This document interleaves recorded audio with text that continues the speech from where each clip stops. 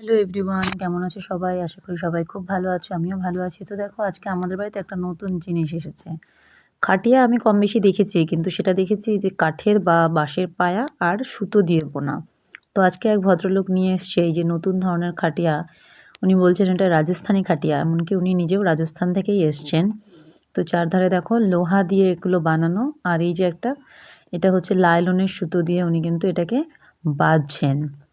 তো এইভাবে উনি বাড়িতে এসেই খাটিয়াটা করে দিয়ে গেলেন। আর দামও কিন্তু খুব বেশি না, 1500-1600 এরকম বলল।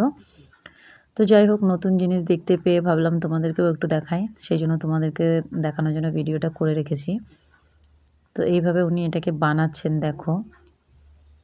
আর এই যে চারধারের যেটা দেখছো স্ট্রাকচারটা, এটা কিন্তু উনি বাড়ি থেকেই রেডি করে এনেছেন, শুধু ফিটিংস করে দিলেন এখানে বসে আর এটাকে বুনে দিলেন, ব্যাস, আর বেশি কিছু কাজ নেই।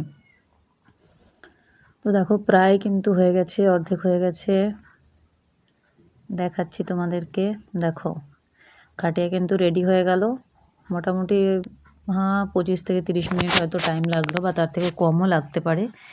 এটা কিন্তু রেডি হয়ে গেল আর বেশ কমফোর্টেবল, ভালো লাগলো জিনিসটা। কার কার ভালো লাগলো অবশ্যই জানি।